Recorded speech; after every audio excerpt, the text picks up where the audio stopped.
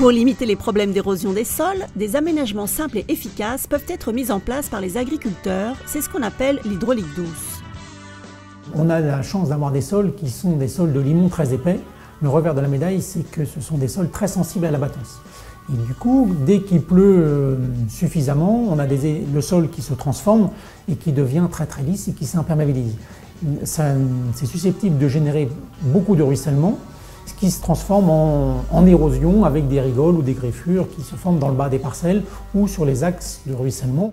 Installé à Auffay, dans le pays de Caux depuis septembre 2011, Pierre Taconnet est à la tête d'une exploitation bovine lait et viande de 70 hectares, constituée à 50% d'herbage.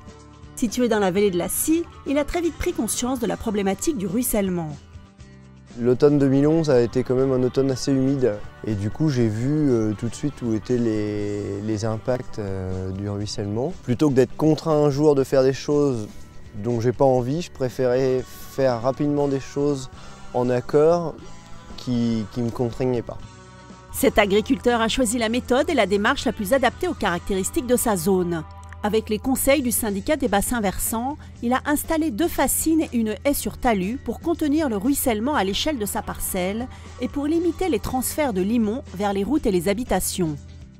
La haie est en limite de culture et d'herbage. L'aménagement permet de retenir l'eau et la terre du labour avant l'herbage et surtout de la route qui est située en contrebas et qui descend dans le village. Ces aménagements permettent aux agriculteurs de garder leurs terres et ainsi d'éviter les conflits de voisinage.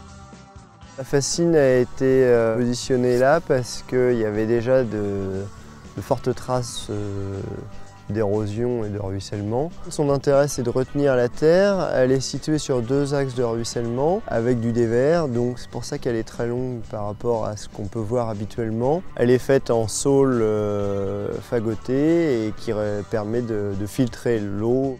La fascine aussi peut avoir un intérêt sur la biodiversité. Elle permet d'abriter du petit gibier de plaine. D'ailleurs, on a un agrénoir situé auprès et le gibier peut se mettre à l'abri. Les acteurs de terrain mènent des études dans la lutte contre l'érosion et aident les aménageurs dans le choix et l'agencement des ouvrages au sein d'un bassin versant. En complément des bassins de stockage, les agriculteurs ont donc à leur disposition un panel d'aménagements possibles.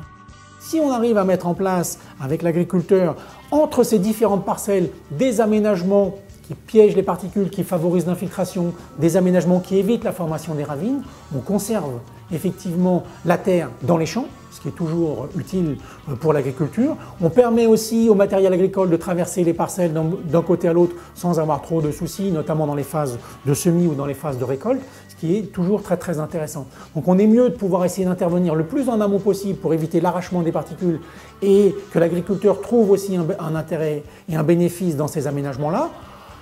Et puis de conserver sur le long terme son potentiel et la potentialité agronomique des sols pour pouvoir continuer à produire, à avoir des rendements de qualité comme on a beaucoup en Seine-Maritime.